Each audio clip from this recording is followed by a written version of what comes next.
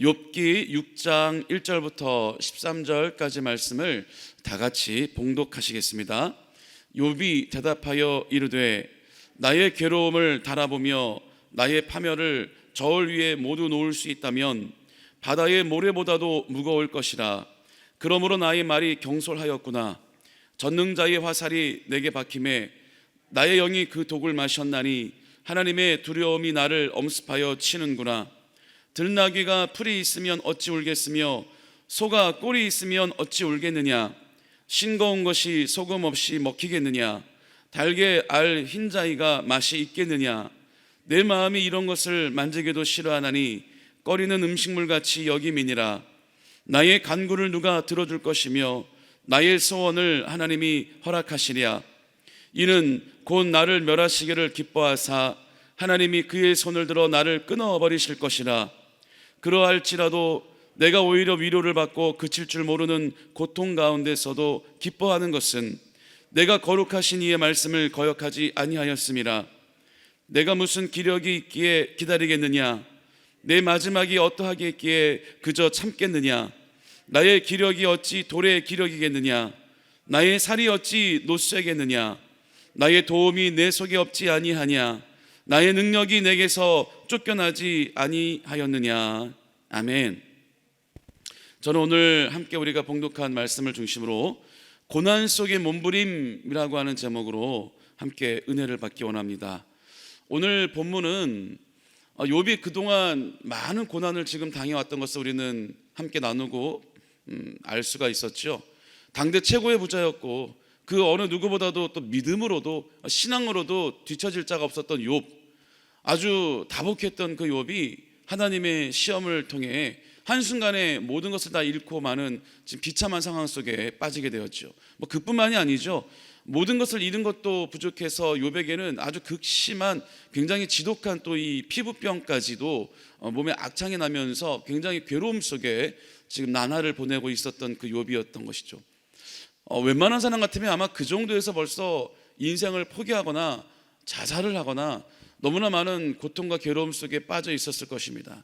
우리가 근데 욥의 이야기를 통해서 항상 이 성도들도 삶을 살면서 고난을 받거나 환난 속에 처했을 때 우리가 항상 성경을 통해 위안을 얻고 또 모범으로 삼는 교과서처럼 여기는 또 욥기서가 바로 이 초반에 욥기서 초반에 나왔던 욥의 이 고난을 원망을 하지 아니하고 욥의 환난을 오히려 이 비극으로 좌절하지 아니하고 끝까지 하나님께 범죄하지 않았던, 하나님을 끝까지 신뢰하는 모습을 가지고 있었던 욥의 모습을 보면서 고난받는 성도들이 이러한 욥을 갖다가 우리가 고난을 이겨낼 때 어떠한 믿음을 가지고 있어야 되는가에 대해 교과서처럼 또 읽고 되뇌이는 부분이 바로 욥의 이야기죠. 그런데 욥의 그 고난의 초반까지는 우리가 분명히 그럼에도 불구하고 하나님을 원망하지 않는 모습들, 마치 욥의 고백 중에 주신 분도 하나님이시니 거두신 분도 하나님이다 라고 하는 이 갖고 있었던 것에 빼앗기는 것에 대해, 잃어버린 것에 대해 하나님께 원망하지 않았던 그 욥의 신앙의 고백을 우리가 마치 배우고 우리가 이 욥을 닮아 우리도 이렇게 이겨나가야 한다라고 또 다짐하지만, 그러한 욥의 모습은 이제 중반절로 넘어가면서 깨어지게 되고 무너지게 되는 욥을 우리가 발견할 수가 있습니다. 그러니까 우리가 배워야 될 점들은 욥의 초반부에 나오는 고백이기도 하지만 또 우리가 빠지지 않고 꼭 읽고 다시 한번 우리의 신앙을 돌아봐야 되는 부분이 바로 욥의 중반과 후반부에 나오는 중요한 내용인 것입니다. 진짜 우리가 다뤄야 될 내용들이 바로 이 중반부와 후반부에 나오면서 우리가 더 읽어야 되는 내용이 나오는 것이죠. 여러분, 욥이 이렇게 고난을 당할 때 어떠한 고난이 올 때도 욥은 무너지지 않았던 것을 우리가 알 수 있죠. 많은 재산을 다 빼앗겼을 때도 욥은 하나님을 원망하지 않았었고, 그리고 또 10명이나 되는 사랑스러운 자녀들이 다 한순간에 건물이 압사당하며 깔려 죽었을 때도 욥은 하나님을 원망하지 않았어요. 그리고 자기 몸에 극심한 피부병으로 인해서 얼마나 이 몸이 딱딱하게 굳어지고 갈라지고 거기에 또 진물이 나고 또 고름이 나고 간지러워서 이 솜톱으로 긁어도 이 간지럼이 해결되지 않아 옆에 깨진 기왓장을 긁어서 막 살이 막 깎여져 나갈 정도로, 피가 날 정도로, 벗겨져 나갈 정도로 박박박박 긁어도 그 괴로움과 간지러움은 해결되지 않을 건, 그런 극심한 피부병에 걸렸을 때도 욥은 하나님을 원망하지 않았어요. 아내마저도 자기 자신을 저주하고 그렇게까지 됐는데도 너는 어떻게 하나님을 예배하고 찬양한다고 할 수 있느냐? 아유, 나가 죽어라 라고 하는 아주 너무나도 마음 아픈 그러한 얘기를 들었을 때도 욥은 하나님을 원망하지 않았어요. 그런데 어디서 욥이 무너지기 시작하느냐? 욥의 친구들이 와서 욥을 위로해 준다고 찾아와 놓고는 욥의 모습을 보니까 욥을 처음에는 소식을 들었을 때 우리의 친구 욥이 지금 너무나 고난 중에 빠져서 모든 걸 다 잃고 괴로워한다고 하니 우리가 욥에게 가서 욥에게 힘을 주고 위로해 주고 좀 욥을 위해서 우리가 좀 예배도 드려주며 뭔가 좀 도와줘야 되겠다라는 마음으로 찾아와 놓고는 욥의 모습을 보고서는 갑자기 마음이 변해서 욥을 맹렬하게 비난하기 시작하는 거예요.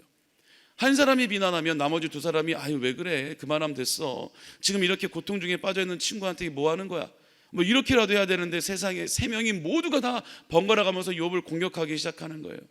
그런데 여기에서 욥이 무너지기 시작하는 거 우리가 볼 수가 있었죠. 마치 이 내용을 통해 드러난 욥의 모습은 뭐였냐면 어떤 것에 대해 우리가 나의 가치로 최고로 여기는 게 무엇인가에 대해서 우리가 돌아볼 수 있었던 계기가 되었습니다. 무슨 말이냐면 우리가 일반적인 상식으로 바라볼 때 사람이 당대 최고의 부자로서 또 많은 재산을 가지고 있고 여러 가지 또 사회적으로 어떤 위치에 처해 있는 사람이 갖고 있는 그 모든 것들을 잃었을 때 한순간에 정상에서 바닥으로 떨어졌을 때 모든 걸 다 잃었으니 그때서야 사람이 밑바닥이 드러나고 본성이 드러날 거라고 우리는 생각하지만 욥은 그것이 가치를 두지 않았던 것이에요.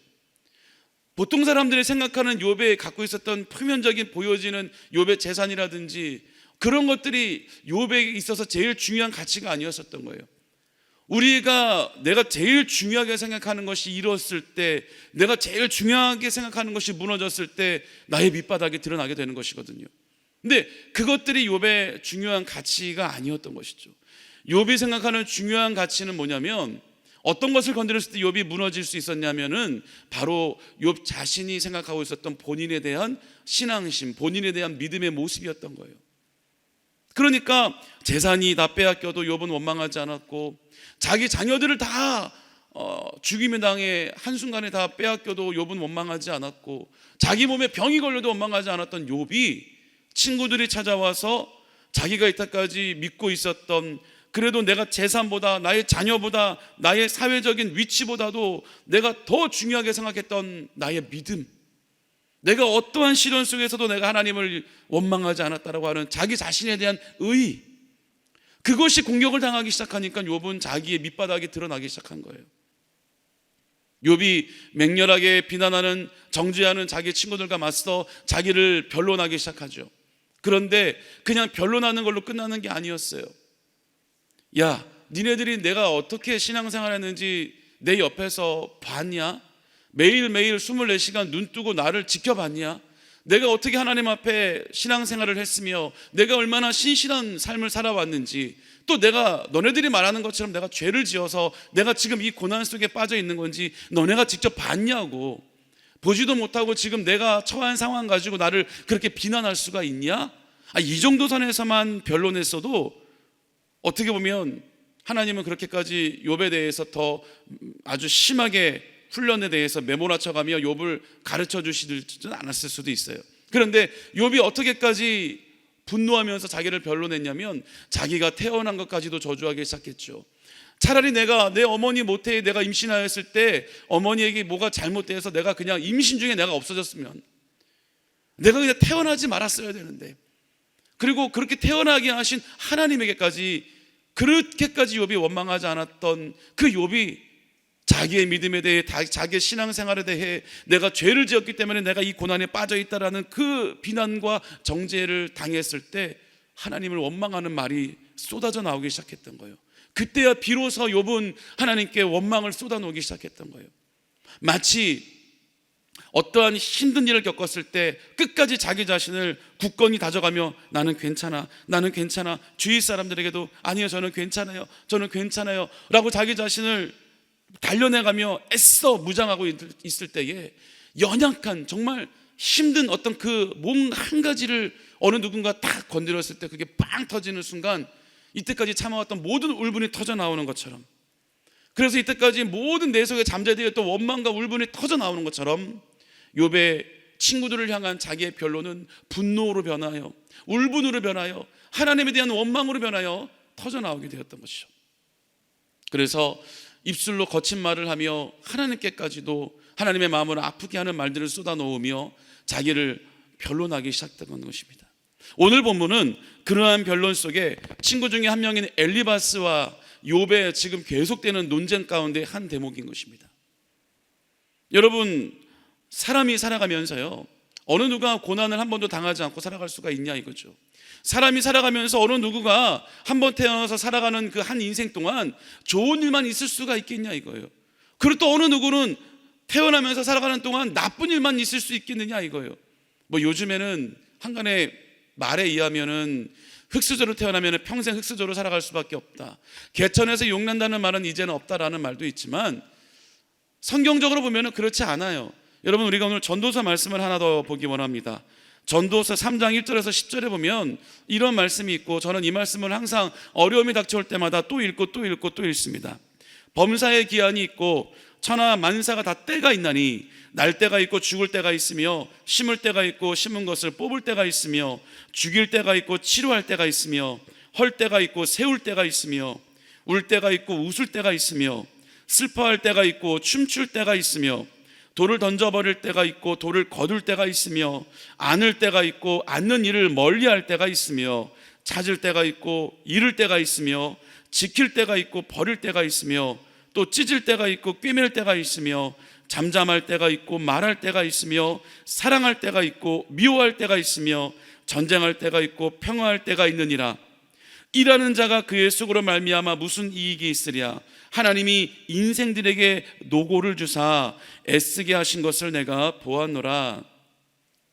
하나님의 이치예요. 사람이 살면서 한평생을 살아가면서 좋을 때가 있으면 슬플 때가 있고요, 기쁠 때가 있으면 울 때가 있고, 우리가 서로 사랑할 때가 있으면 때로는 싸울 때가 있고 밀어낼 때가 있다는 것이 하나님이 이 땅에 이 세상을 살아가는 인간들에게 정해놓으신 이치라는 거예요. 그러니까 어느 누구도 인생을 살면서, 더군다나 그리스도인들은요, 우리의 믿음의 이 신앙의 성숙을 위해서, 발전을 위해서, 또는 하나님이 우리에게 귀하신 일을 맡기시기 위해서 우리가 그러한 그릇이 되어야 됐기에, 또한 하나님께서 우리에게 주시는 그 축복을 받아 누리고 사용할 수 있는 또 그릇이 되어야 되겠기에 우리를 훈련시키는 거예요. 여러분, 우리가 정금같이 나아가기 위해서는 금을 불로 달구고 또 달구고 또 달구고 녹였다가 굳혔다가 녹였다가 굳혔다가 이 작업이 계속 반복되는 것이죠. 우리가 더욱더 정금같이 나아가기 위해서, 더 단련되기 위해서, 또 하나님께 귀하게 쓰임받기 위해서, 아니 굳이 쓰임받지 않아도 우리의 믿음이 더욱더 성숙되고 더 발전하기 위해서 우리는 연단과 고난을 끊임없이 통과해야 되는 것이죠. 여러분, 마치 우리가 예수 그리스도를 믿기 위하여, 정말 저 최후 승리를 얻기 위하여, 나중에 주님 품에 우리가 안기기 위하여 살아가는 이 신앙생활도 어떻게 보면 훈련의 고난의 연속이죠. 왜?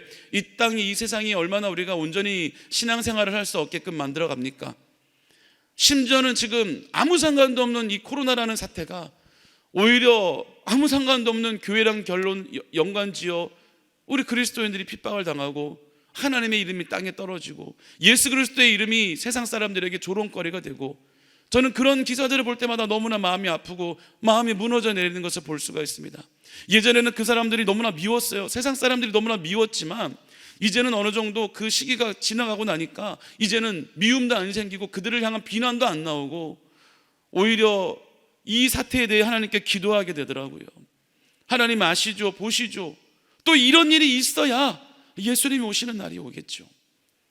여러분, 이 땅도 점점 악으로 치달아가고 있고 고통 속으로 치달아가고 있고, 우리 그리스도인들이 더욱더 이제는 점점 마음 놓고 신앙생활을 할 수 없는 날이 어쩌면 올 수밖에 없을 것입니다. 그래야 예수님이 이 땅에 오시니까요. 여러분, 우리 인생도 살아가면서 고난의 연속인 거예요.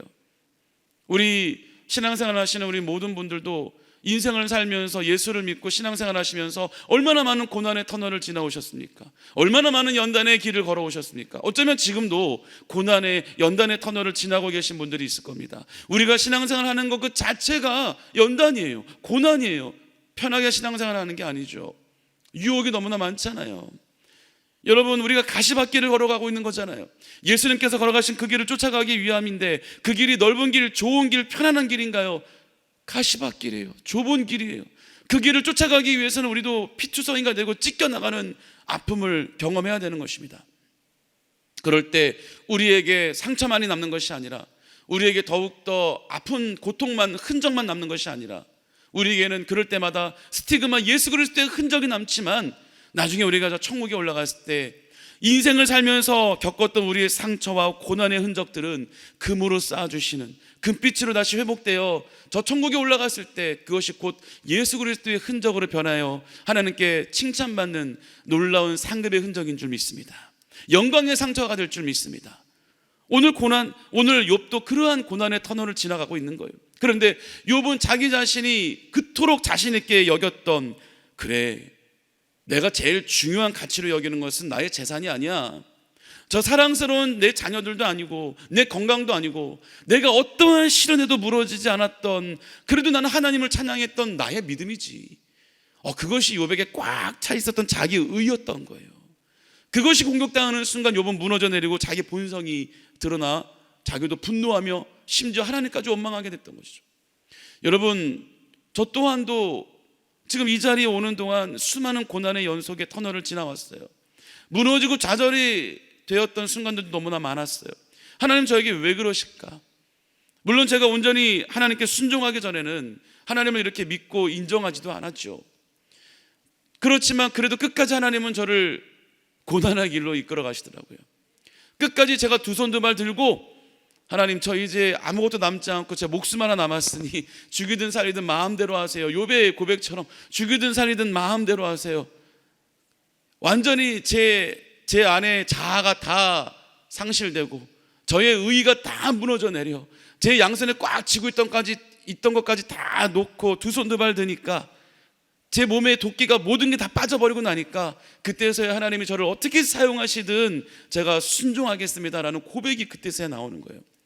그러니까 그때서 하나님이 저를 인도하시고 쓰시기 시작했던 것을 저는 기억합니다. 그러면 이제 그날로 고난이 끝났을까요? 그렇지 않아요. 우리 그리스도인들은 끊임없는 고난의 터널을 지나가게 돼요. 왜? 제가 말씀드린 것처럼 하나님께서 우리에게 또 쓰시기 위해 좋은 그릇이 되기 위해 연단하는 것도 있지만, 우리가 그렇게 기도할 거리를 우리에게 던져주시고 끝까지 우리를 훈련시키고 또 발전시켜 주셔야 우리는 더욱더 악해져가는 이 세상 속에 우리도 더 무장되고 훈련되고 무장되어 최고의 예수 그리스도의 전사가 되기 때문이죠. 그래서 어떠한 유혹과 어떠한 마귀의 공격에도 무너지지 않고 넘어지지 않는 그런 강한 주의 군사로 우리는 거듭날 수 있기 때문에 그렇습니다. 여러분, 마귀도 아주 이 머리가 뛰어나잖아요. 마귀가 우리를 공격하는 것도 정도도 점점점 발전을 하고 있어요. 옛날에는 과학이 발달하기 전에는 눈에 보여지는 현상으로 우리를 무섭게 했다면, 이제는 온갖 이 세상에 우리로 하여금 떼어낼 수 없는 이 세상의 모든 문화를 가지고, 모든 매체를 가지고 우리들을 공격하고 현혹해 하고, 우리 마음 가운데에 하나님에 대한 믿음과 생각이, 예수 그리스도에 대한 사랑이 잊어버리게끔 만든다니까요. 그래서 점점 주님과 멀어지게 만든다니까요. 그리고 나서 교묘하게 마귀의 생각과 사상들이 우리에게 심어져서 끝내는 하나님을 멀리하게 되는 거죠. 나도 모르게 하나님을 부정적인 시선으로 바라보게 되게 만드는 거죠. 요즘 마귀들도 아주 교활하게 우리를 공격합니다. 그러한 것을 우리가 흔들리지 아니하고 굳건히 세워져 있으려면 역시 우리도 또 훈련되고 또 훈련되어야 하는 것입니다. 그럴 때 있어서 우리에게 고난과 연단이 적절하게 오는 것은 우리에게 유익이 되는 것이죠. 그걸 잘 이겨냄으로써 하나님께서 우리에게 원하시는 대로, 하나님이 원하시는 그 뜻대로 우리가 잘 이겨내가며 하나님을 더욱더 신실하게 붙잡고 나아간다면 더 우리의 믿음은 성숙해져 가는 것입니다. 오늘 욥도 이제 후반부에 가면 그 내용들이 나오겠지만, 욥 역시도 그런 부분들을 깨닫고, 이렇게 잘못했고 무너졌던 부분들, 자기 의로 인해서 하나님께 원망을 쏟아놓았던 부분들까지도 욥은 회개하며 또 이 친구들과 용서하며 욥은 회복되는 모습을 후반부에 보면 볼 수가 있습니다. 그리고 그렇게 고난받고 모든 것을 잃은 상태로 끝나느냐? 아니요. 하나님은 우리가 그 연단의 터널을 이겨내고 그 고난을 이겨내고 시험에 합격하고 나면 다시 회복해 주시죠. 모든 걸 다 잃은 상태로 그냥 거기서 쭉 가게 살아가는 것이 아니라 다시 회복시켜 주시는 것입니다. 여러분, 이스라엘의 역사를 보세요.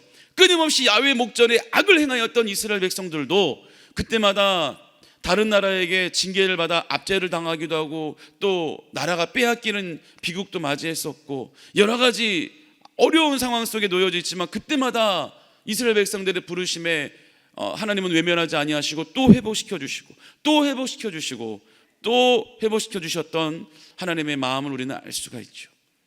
하나님은 어떤 고난을 통해서 훈련시키신 다음에는 다시 분명히 원래 자리로 회복시켜 주시는 것이 아니라 더 큰 축복으로, 기존에 내가 갖고 있었던, 내가 누리고 있었던 것보다 더 큰 은혜로 하나님은 회복시켜 주시는 하나님을 우리는 볼 수가 있는 것입니다.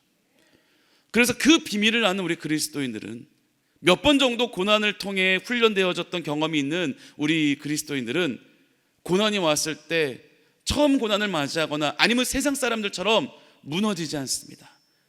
다시 기도하게 되고 다시 하나님의 뜻이 무엇인지를 우리가 밝히 알기 위해 또 몸부림치며, 그럼에도 우리가 감사함으로 주님께 우리 입술로 내 생각으로 하나님을 원망하지 아니하며 끝까지 신실하신 하나님, 뭔가 계획이 있으실 것이다라고 믿고 주님께 나아가는 거죠. 그럴 때 다시 우리의 모든 모습들은 회복이 되고 30배, 60배, 100배 축복이 임하게 되는 것입니다. 이런 목회자들도 마찬가지예요. 연단이 목회자가 되기 위해서 누구나 다 연단과 고난을 겪어가지만 그러고 나서 끝나는 것이 아닙니다. 목회자이기 때문에 날마다 주님과 함께 호흡하며 주님과 동행하는 저 삶, 신실한 삶이 되지 않을까? 여러분이 생각하는 것 같은 그런 환상, 저희들은 물론 그러기 위해 몸부림치죠. 그런 삶을 살기 위해 몸부림치죠. 하지만 우리들도 연약한 똑같은 인간인지라 여러분들보다 더 큰 연단과 고난들이 끊임없이 찾아옵니다. 왜냐하면 저희들이 넘어지면 안 되니까요. 저희들이 무너지면 저희로 인해서 한 사람의 넘어짐으로 인해서 너무나 많은 숫자의 성도님들이 마음의 시험을 받아 실족하게 되는 경우도 있을 수 있기 때문에 그렇죠. 저희들에게 오는 연단과 고난은 더 심합니다. 더 혹독합니다. 그래서 여러분들이 저희 목회자들을 위해서 함께 기도해 주셔야 합니다. 더 연단의 고난을 이겨나갈 수 있도록, 그래서 여러분들에게 더욱더 온전한 하나님의 말씀을, 온전한 예수 그리스도의 사랑을 또 전하는 통로로서, 그 도구로서 쓰임받을 수 있도록 항상 기도해 주셔야 합니다. 그래서 우리가 함께 이겨나가야 돼요. 여러분, 신앙생활은 혼자 하는 게 아니에요.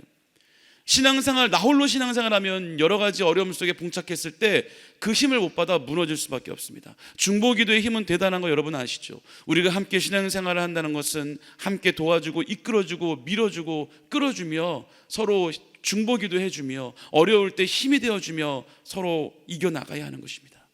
혼자 있을 때는 마귀가 우는 사자와 같이 우리를 삼키기 위해 주변을 맴돌다가 우리가 잠깐 연약해졌을 때 우리에게 틈탑니다. 그래서 우리가 함께 신앙생활할 때 우리가 서로 모자른 부분, 구멍이 있는 부분들을 메꿔주고 함께 기도해주며 이겨나갈 수 있는 것입니다. 여러분, 고난 가운데 처해 있을 때 우리가 이겨나가야 돼요. 어느 누구나 고난은 찾아오고 어느 누구나 똑같은 환경 속에 처해 있는 것입니다. 왜 나만 이런 일이 생겼을까? 나는 예수 그리스도 믿고 열심히 예배드리고 열심히 봉사하는데 욥도 그러한 원망을 쏟아놓고 있는 거예요. 내가 이렇게 하나님께 신실하게 하나님을 예배하는 삶을 살았는데 왜 나에게 이런 일이 닥쳤느냐? 여러분, 우리도 똑같은 그러한 원망이 나올 수 있거든요. 그런데 나만 그런 것이 아니라 우리 모두가 다 그러한 연단과 고난의 터널을 반복하며 살아간다는 것이에요. 심지어 그리스도인들만이 아니라 세상 사람, 모든 사람들에게도 인생을 살면서 고난은 끊임없이 찾아오는 것이에요.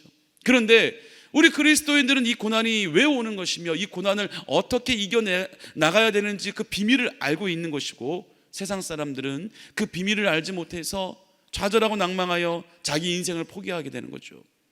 여러분, 아무리 재산이 많으면 뭐예요? 여러분 기억하죠? 오래전에 현대 기업가의 총수도 그 어려움이 닥쳤을 때 그 어려움을 이겨내지 못하고 자기 회사 건물에 투신 자살했잖아요. 여러분, 대통령마저도 어려움에 닥쳤을 때 이겨내지 못하고 자기의 생명을 버리잖아요. 여러분, 이 세상 모든 사람들도 고난은 똑같이 찾아옵니다. 그럴 때 우리가 이 고난을 어떻게 이겨나가야 되는지, 그 고난이 왜 왔는지, 그리고 이겨나갈 수 있는 방법은 무엇인지 우리 그리스도인들은 그 해답을 알고 있기에 이겨나갈 수 있는 거예요. 그뿐만이 아니라 다시 회복을 받을 수 있죠. 제가 얼마 전에 찬양 사역 하시는 장종택 목사님이라는 분이 있어요. 은혜로다 주와 함께, 이런 찬양 한번 들어보셨죠? 이런 찬양도 만드신 분이고, 근데 이분에게 8살 난 온유라는 딸이 있었는데 어느 날 갑자기 희귀성 뇌염으로 인해 쓰러졌어요. 의식을 잃었어요. 장기가 점점점 망가져가요. 8살짜리 그 어린 아이의 몸속에 있는 모든 장기가 다 망가져가는 거예요. 모든 다 몸이 무너져 내리고, 점점 의사들은 원인이 알 수 없는 희귀성 뇌염 때문에 점점 가망이 없다는 얘기만 해요. 그래도 지금 목사님과 사모님과 그 가정은 끝까지 무너지지 않고 끝까지 신뢰하며 사역을 하며 열심히 기도했습니다. 그런데 투병 생활이 계속되어지면서 아이의 몸 상태는 점점 망가져가고, 의사가 이제는 마음의 준비를 해야 될 것 같다라는 말에 이 목사님의 마음이 무너지고 말았던 것이에요.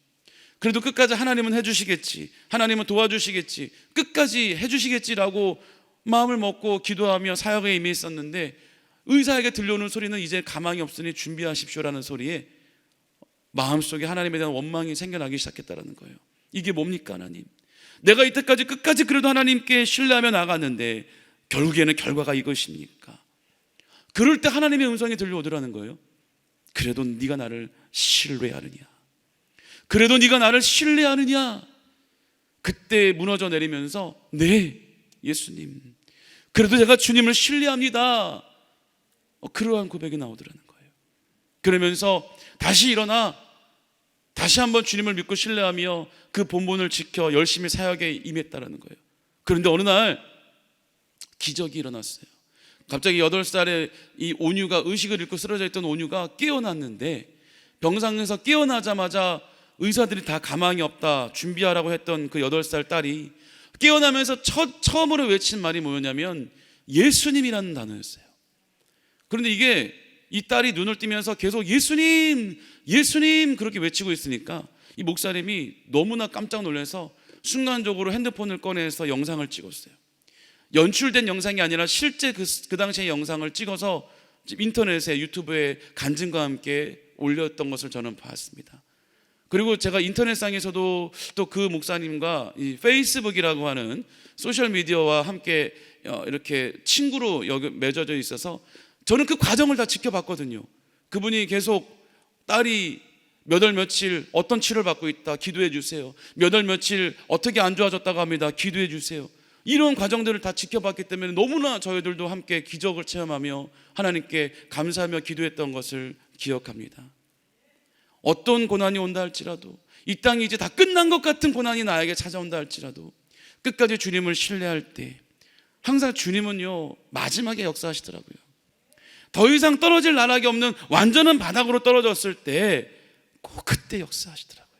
그러니까 끝까지 하나님을 믿고 신뢰하면 하나님께서 우리를 고난 가운데 건져주실 줄 믿습니다. 입술로 범죄치 아니하고, 나의 의가 어디 있어요, 내 자존심이 어디 있어요, 내 모든 걸 다 주님께 던져버리고 주님 살리든 죽이든 마음대로 하세요. 그러한 믿음의 모습을 가지고 주님께 나아갈 때 주님께서 우리를 들어 올려주시고 또한 큰 그릇으로 만들어 주셔서 놀라운 하나님의 회복과 축복을 더하여 주실 줄 믿습니다. 오늘 하루도 그 믿음을 가지고 승리하시기를 예수님의 이름으로 축원합니다. 기도하겠습니다.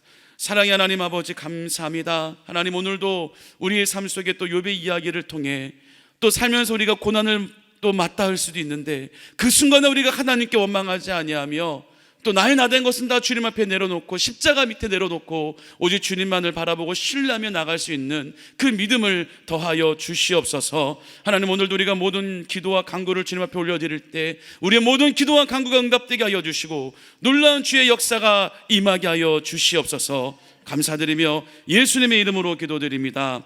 아멘.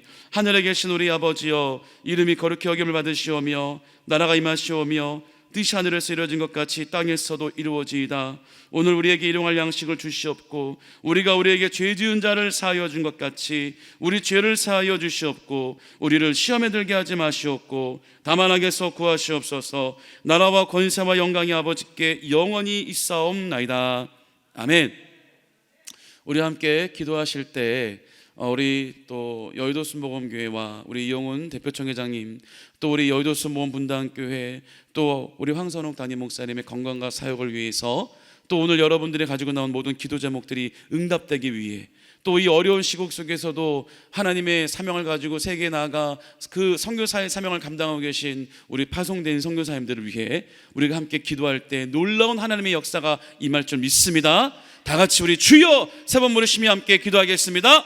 주여, 주여, 주여.